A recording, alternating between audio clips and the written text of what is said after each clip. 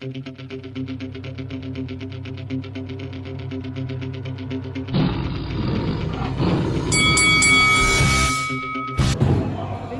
this is Sugar Hill. You're watching Lights Out. This is Faisal Khan for Lights Out, proudly sponsored by Spartans Law. Honoured, delighted and privileged to be joined by Mr. Troy Deeney. Troy, thank you very much for taking your time out to speak to me. I'm very well. How you doing, brother? Life's good, thank you, bro. How are you? I'm all right, thank you very much for asking. Troy, I know you're a big boxing fan. Just talk to me about, what do you make of the current boxing vibe? Great fights going on in Saudi, great domestic clashes going on over here in the UK. I mean, what have you made of the whole boxing scene in the start of 2024? Obviously, it's good. I think the advancements in Saudi have obviously helped us in terms of making sure that people in the UK now get the actual fights on. Because of all the money's out there.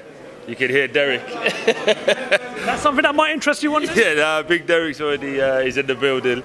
But no, whenever you see the interest that's going on in Saudi, and obviously they're putting a lot of money behind it, but making all the fights happen, I think it's one of those things we have to look and say, right, how do we keep up? And keep it up is by making the fights. We were starting to fall behind the UFC a little bit in terms of they were making a lot of the fights, and I feel like now everyone's working together. You see Frank, you see Eddie, you see them all working together now, and it's like, all right, maybe we could get somewhere all the big fights can actually be made, and that's only good things for boxing fans. I'm not going to keep you for too long because I know you've got a lot of stuff to do, but we've had some disappointing news yesterday in regards to Fury and Usyk getting postponed due to a cut that Fury suffered during sparring, but May 18th is hopefully going to be the rescheduled date. You must have been gutted as much as I was, right? Oh, absolutely. I think it's the only fight now that makes sense. I think once that fight happens, we could have a genuine number one. I feel like now at the minute it's opinion, isn't it? He thinks this, she thinks that, but May 18th is good. I'm good it's actually gone and got fixed up again, and we look forward to that. But obviously my boy Josh is fighting not too long away, so we'll be out there for that one as well. I mean, he's a fellow Watford guy like yourself, so how does he get on against Francis Ngannou, Troy? Be a real good fight. I think he takes him out for the simple fact of I think Fury had to take on an unknown, like he didn't know what Francis Ngannou was about, and I think now Josh can watch that a little bit and start to understand. But I feel like Josh got his mojo back. But it's obviously a dangerous fight. They're two big lads that day, so when they hit, it's gonna hurt. So if he boxes correctly, then he'll do the job. But I've always got faith in my boy, and so I'm gonna be a little bit biased. I'm gonna have to ask you about my club, Liverpool. We're still heartbroken over the news of Jurgen Klopp.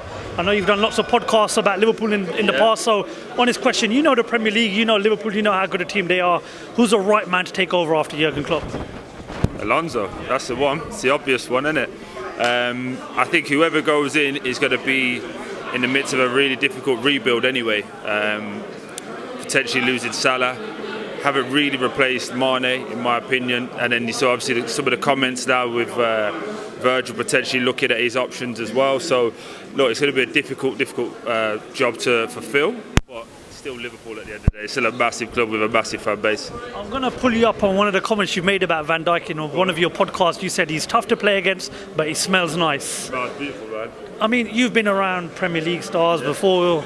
When comments are coming out like that, is that a time for football fans, especially Liverpool fans, to be worried? About what, how he smells? Not about how he smells. About what he said in terms of he doesn't know what his future is and he's going to wait and see what goes on next. I think he's just being really honest, because he has come back out, hasn't he, afterwards and said it was taken out of context. But what I think he's saying is probably at his age profile now, where he is, he's probably looking like it's on Liverpool to keep him as opposed to the other way around, because probably got one more big contract left. Real Madrid, Barca are going for a rebuild. He may look at one of those different options about playing elsewhere. And look, Virgil's a really, really good player, and he will never be short of offers. So he's not stupid. He'll want to make sure that he's taken care of, but he'll also expect Liverpool to be firing on all cylinders, because coming into that point of your career where you only want to win things now, and that's what he'll want to do. 3 more questions. Number 1, who's going to win the Premier League this season? City, man. City. Sorry, bro. Number 2, how far do England go in the Euros? You've got to say we're going to win it. You've got to. But France as well. France are the ones that I always worry about. But I say we're going to win it. 3rd and final one, Jake Paul, Logan Paul. All these celebrities are getting involved in boxing. They're making a huge name for themselves in the boxing world. Would you fancy getting in the ring with one of them if the offer was right?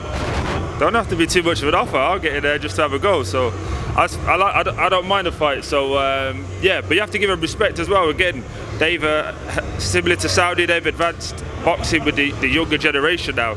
Made everyone listen, made everyone look, and you have to give them credit because obviously they're taking the profession properly as well to be in that physical condition. Now whether they're good or not, that's for people who are a lot more confident in the game and their ability to know that. But I just think they've done well. But yeah, if you want to stick me on one of them shows, then I'm not too hard to find. Troy Deeney, an absolute pleasure. Thank you so much for letting me do an interview here. Best of luck going forward, and thank you for talking to Light. Thank you for the opportunity. Thank you.